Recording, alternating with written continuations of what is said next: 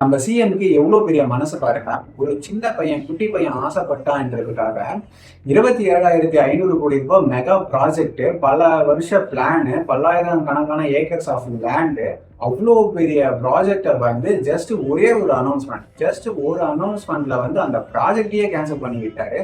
அது என்ன ப்ராஜெக்ட்னு கேட்டீங்கன்னா, பரந்தூர் ஏர்போர்ட் ப்ராஜெக்டை பற்றி தான் பேசிட்டு இருக்கேன்.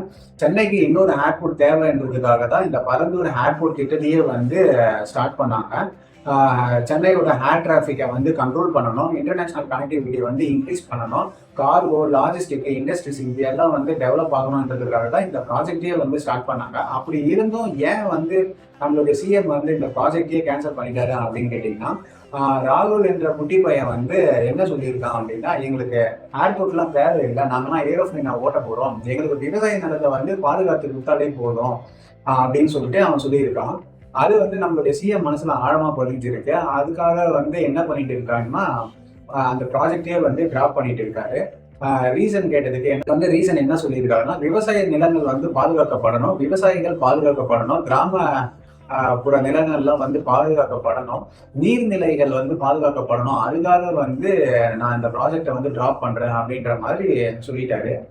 ஆல்ரெடி பல்லாயிரக்கணக்கான ஏக்கர்ஸ் வந்து கையகப்படுத்திட்டாங்க. அதுக்கு முன்னாடி ஏற்படுத்துவதையும் மக்கள் கிட்ட கொடுத்துட்டாங்க. இப்ப அந்த நிலத்தெல்லாம் இவங்க என்ன பண்ணுவாங்க, திரும்பி மக்கள்கிட்டயே ஒப்படைச்சிடுவாங்களாம். ஒப்படைச்சிட்டு அந்த ஏற்படுத்துவதையெல்லாம் திரும்பி ரிட்டர்ன் பேக் கவர்மெண்ட் வாங்குமா, அப்படியே இல்லைன்னா அங்க வேற ஏதாச்சும் பப்ளிக் ப்ராஜெக்ட் வந்து வரப்போதா என்றது மிகப்பெரிய கேள்வியா இருக்கு.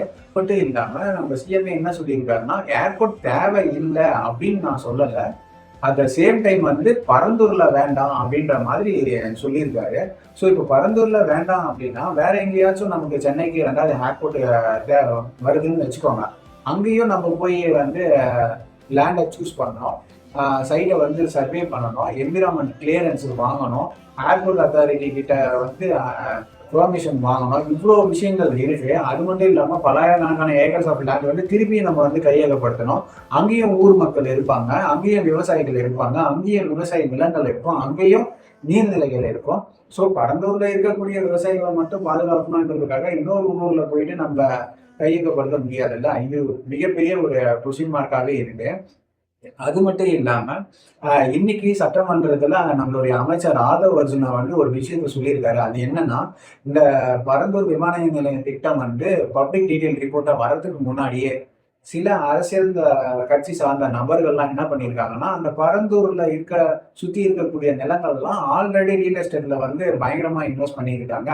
ஸோ இப்போ இந்த திட்டம் வந்து அறிவிச்சதுக்கு அப்புறம் என்ன ஆயிருக்குன்னா, அவங்களுடைய லேண்ட் பிரைஸ் காஸ்ட் வந்து ரொம்பவே இன்க்ரீஸ் ஆயிருக்கு, பல மடங்கு உயர்ந்து இருக்கு. இவங்க வந்து பல மடங்கு லாபம் பார்க்கணும்ன்றதுக்காக பிஃபோர் தட்டாவே போய் இன்வெஸ்ட் பண்ணிட்டாங்க அப்படின்ற மாதிரி இவர் சொல்லியிருக்காரு. இப்போ என்னுடைய கொஸ்டின் என்னன்னு கேட்டீங்கன்னா, ஸோ பரந்தூர்ல இருக்கக்கூடிய விவசாயிகள் நிலங்களை பாதுகாக்கணும், நீர்நிலைகளை பாதுகாக்கணும், விவசாயிகளை பாதுகாக்கணும்ன்றதுக்காக இந்த ப்ராஜெக்டை டிராப் பண்ணாங்களா, இல்ல அந்த ஒரு சில அரசியல் கட்சி சார்ந்த நபர்கள்லாம் வந்து பல மடங்கு லாபம் பார்க்க கூடாதுன்றதுக்காக இந்த ப்ராஜெக்டை கேன்சல் பண்ணாங்களாம். ஸோ எனக்கு வந்து 3 கேள்விகள் இருக்கு. ஒண்ணு வந்து ஆல்ரெடி கையகப்படுத்தப்பட்ட நிலங்கள்லாம் இருக்குல்ல, அதை வந்து என்ன பண்ண போறாங்க அப்படின்றது தான் முதல் கொஸ்டின். ஸோ 2வது கொஸ்டின் என்னன்னு கேட்டீங்கன்னா, பரந்தூர்ல நம்ம ப்ராஜெக்டா கேன்சல் பண்ணிட்டோம், இப்போ இன்னொரு இடத்துல போயிட்டு நம்ம அதே மாதிரியே பல்லாயிரக்கணக்கான ஏக்கர்ஸ் ஆஃப் லேண்டை வந்து ஆக்குபை பண்ண போறாங்களா அப்படின்றது தான் என்னுடைய 2வது கொஸ்டின்.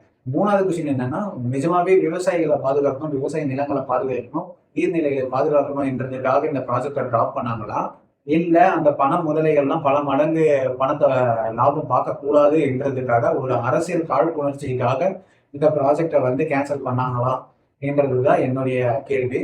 உங்களுடைய ஒப்பீனியன் என்னன்னு சொல்லிட்டு கமெண்ட் பாக்ஸ்ல டைப் பண்ணீங்கன்னா நல்லா இருக்கும்.